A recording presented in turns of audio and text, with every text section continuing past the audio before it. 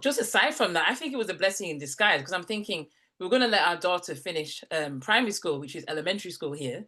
And we thought, okay, should we wait another 2 years? And we thought, no, I can't take it anymore.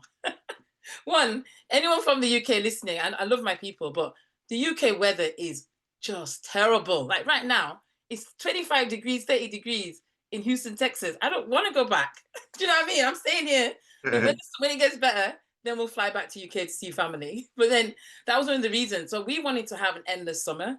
So we're going to alternate between US, Africa, US in the hot state, the southern states. Sorry, New York and all that. Sorry, we're not going up there. Even though my auntie's there, love to my auntie. But yeah, just the southern states in the US, then Middle East, and then we'll go to Africa, Caribbean, and just rotate because that's the life that we wanted to create for ourselves and our children. So I'll give you an example. We put them into American school last year just to try it. We wanted to compare to the UK.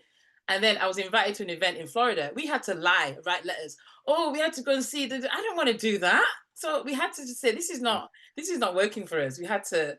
I can't be lying to take my children to a business event where they learned and met my mentor, and I just couldn't be dealing with that. I just thought I just want to be free, 100% free, location, time, school freedom.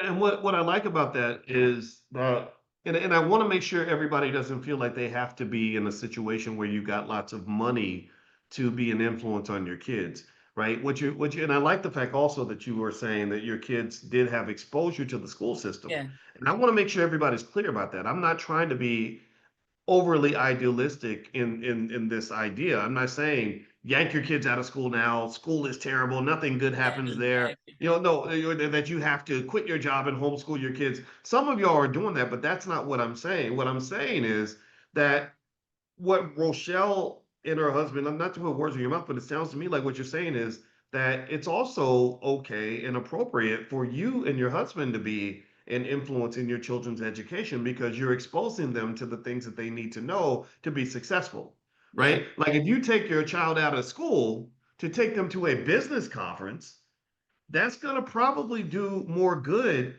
for their thinking than whatever they're learning in school.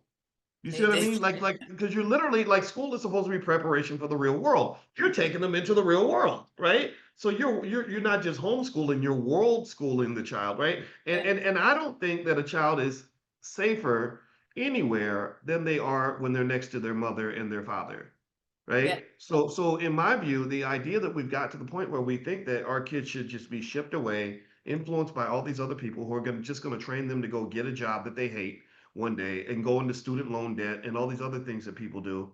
I like the fact that you understand, like, look, it's not like, okay, my business has to be over here and my kids' education is over here. It's like, no, they're gonna blend. Maybe your child can work for you. Maybe your child can just hang out with you. Maybe you say, okay, it costs a little bit more to buy an extra plane ticket. But when I go to a business conference, you go to a business conference. I sit in a business meeting, you sit in a business meeting. Just yesterday, I had a business meeting and I deliberately started the meeting when I picked my daughter up from school because I wanted, even though she's sitting there on her phone, I wanted her to hear me talking business so that when we start really talking about money, I can say, well, remember when we had that negotiation? Or you drop a little thing, you say, well, whenever you start your business, make sure that you don't let this happen and that happen. Do you understand? Like, I think these preparation points are essential because it seems to me, Rochelle, that it kind of just gets them ready